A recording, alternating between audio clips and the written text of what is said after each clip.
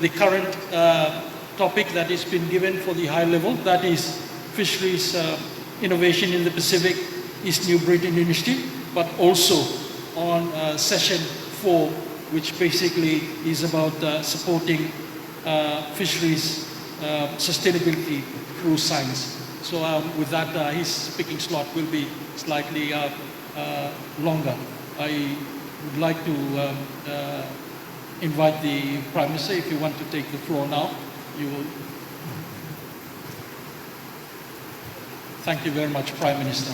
Thank you very much for coming to Solomon Islands. All right, thank you, Master of Ceremonies. Let me appreciate my brother, the Honorable Jeremy Manale, Prime Minister of Solomon Islands, your wonderful people, Premier of Guadalcanal, Chiefs of Guadalcanal. Thank you for your wonderful welcome this morning through the traditional proceedings. And I want to join my two brother Prime Ministers in acknowledging all of you who are gathered here, especially all our continued support we receive from UN family organizations or our bilateral partner organizations. I also acknowledge European Union, one of our biggest buyers of our products in fisheries, up in front with us. Ladies and gentlemen, I will keep my conversation short and a little bit unstructured, if you don't mind. And I want to acknowledge all the ministers, hardworking ministers of our Forum Island nations. Thank you very much for your continued stewardship of our important resource. I arrived into my country's leadership in 2019. The first PIF I attended was at Whanafuti at Tuvalu. Climate change was a major issue. Illegal fishing, etc. was issues at the time.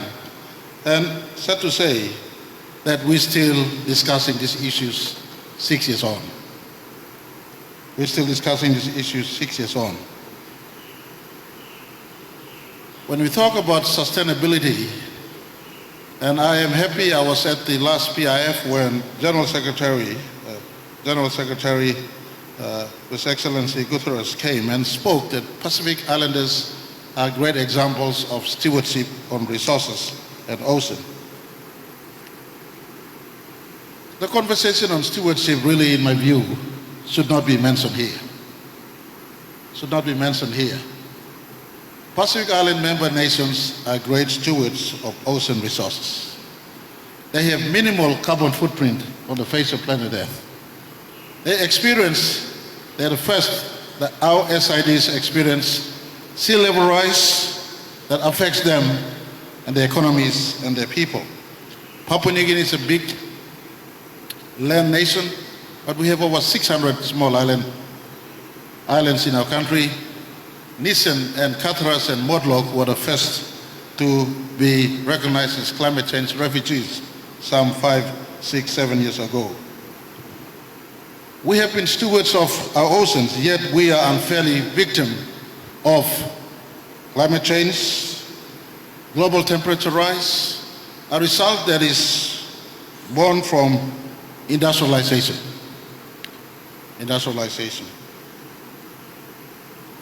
I give you one story, and I have only 2 stories before I summarize and sit down. In one of my beautiful towns called Medang, once upon a time it was named one of the most beautiful towns in Pacific.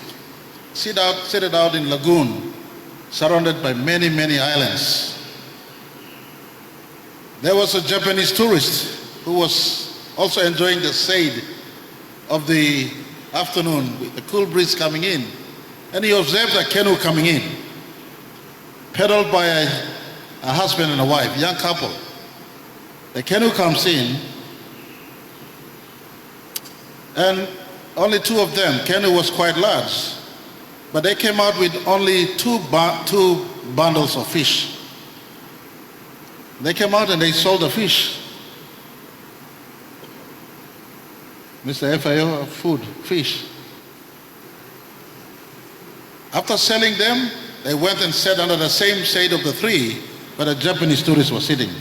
And the Japanese tourist asked him, "My friends, I really enjoyed watching you two paddle in. But you have big canoe. How comes only small fish to sell? And the couple, the husband got up and said, what for? What for? No, you make money. What for? I'm okay. Enough for me. The ocean still keeps my fish for tomorrow. I can fish again for tomorrow's sale, and I'm okay. Sustainability has been part of Pacific life for centuries. We've traveled high oceans for centuries. We've managed our fixed fish stock for centuries. The ocean is our supermarket. The ocean is our garden. The ocean is our life. No one needs to lecture us on fish sustainability. It is our lifestyle. This lecture should be taken to the big industrial polluters on the face of planet Earth and those who have sponsors or their countries a host of illegal fishing that comes out and plunder our oceans every time. Because they are the one causing non-sustainability of ocean resource in our part of the world. The Pacific Ocean is the biggest space on the face of planet Earth. Leaders of our Pacific acknowledged this is a global asset, global resource. That is why they carved out the Blue Pacific continent, the Blue Pacific strategy, to ensure we are compliant to SDG number 14. By the way, SDG number 14 arrived later. My Pacific people practice sustainable fisheries for millennium of years. Is that okay?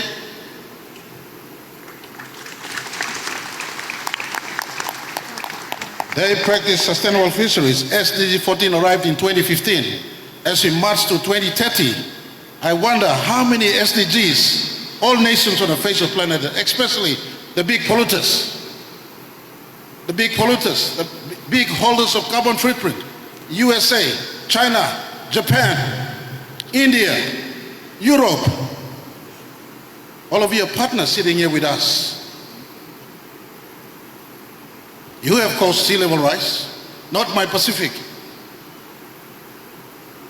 And if there is any sense of morality left in you, take this message back to your countries.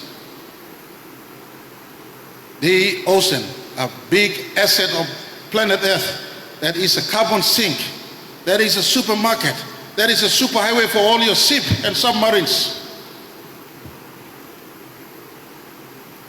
needs help. And in the context of fisheries, please assist us. Assist us with technology to stop illegal fishing. That is depleting our fish. I joined my two brothers who advocate earlier for us to subscribe to living below 1.5 degrees Celsius. That is chasing our fish away from our Pacific Ocean.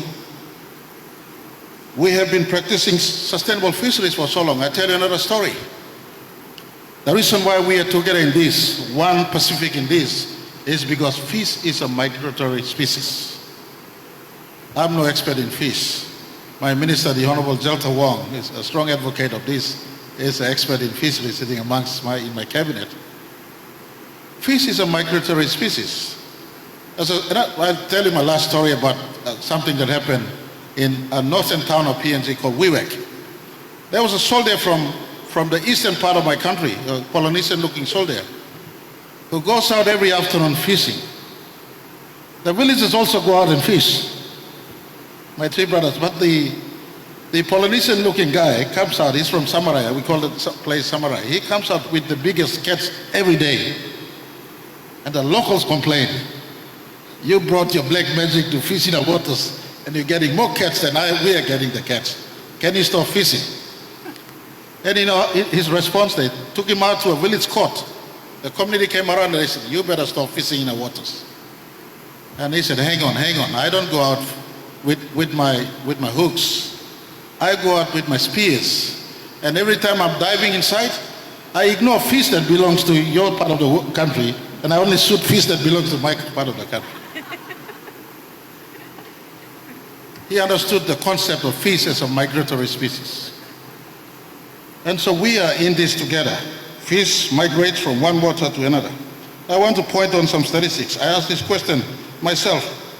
I became Prime Minister in 2019. and I'm still here. My special forte is fighting for my country's resources, and that includes fish. My GDP per capita is amongst the lowest, maybe because I got over 10 million people living in a big island country.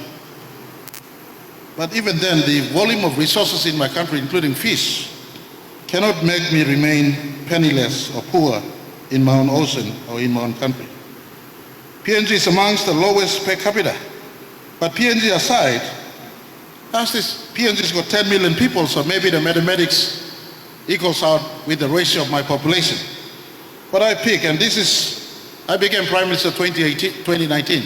This is 2018 statistics. I deliberately brought up 2018 statistics so that each of you, Pacific Island leaders, Forum Secretariat, my brother, His Excellency Wanga, not everybody outside but us, go back to your respective countries and check your statistics. Kiribati, my brothers from Kiribati, I sympathize with you. Maybe your statistics has improved. You have the biggest EEZ in our country, in our Forum Island nations. Kiribati's EEZ, my eyes are falling on me now. I just want these numbers to ring home something in our mind. 3.5 million square kilometers.